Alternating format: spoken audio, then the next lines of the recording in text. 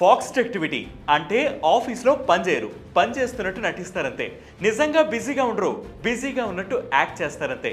Yes, ఇప్పుడు ఇదే కొత్త ట్రెండ్.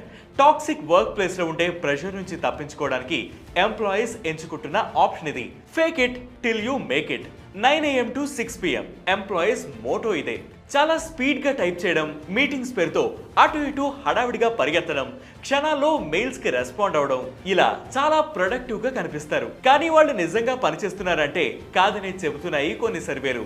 US, UK, ఐర్లాండ్లోని 3,000 మంది ఫుల్ టైమ్ ఎంప్లాయీస్ పై వర్క్ హ్యూమన్ అనే సంస్థ సర్వే నిర్వహించింది. 38% ఎగ్జిక్యూటివ్లు, 37% మేనేజర్లు, 32% నాన్ మేనేజర్లు నిజంగా పని చేయకుండా పనిచేస్తున్నట్లు నటిస్తున్నట్లు ఒప్పుకున్నారు. అయితే ఉద్యోగులతో పాటు కంపెనీలపై దీని ఎఫెక్ట్ చాలా ఉంటుంది. చాలా కంపెనీల్లో ఎంప్లాయీస్ ఎంతసేపు పనిచేశారనే దాన్ని బట్టే వాళ్ళ వర్క్ ని మెజర్ చేస్తారు. ముఖ్యంగా వర్క్ ఫ్రమ్ హోమ్ చేసేవారు ఎంతసేపు లాగిన్ అయి ఉన్నారు అనేదే చూస్తారు. కాబట్టి ఎంప్లాయీస్ కూడా లాగిన్ చేసి రిలాక్స్ అవుతున్నారు, పని చేస్తున్నట్లు నటిస్తున్నారు. వర్క్ చేయడం, స్కిల్ ఇంప్రూవ్ చేసుకోవడం కంటే బిజీగా ఉండడం పైనే ఫోకస్ చేస్తున్నారు. కాబట్టి ఇది ఎంప్లాయీస్ కెరీర్ డౌన్ ఫాల్ కి కారణమవుతుంది. సో కంపెనీలు ఎంప్లాయీస్ ఎంతసేపు పని చేశారు అనే దానికంటే ఎంత వర్క్ చేశారు అనే దాన్ని చూడాలి. హార్డ్ వర్క్ కంటే స్మార్ట్ వర్క్ కు ఎక్కువ ప్రాధాన్యత ఇవ్వాలి.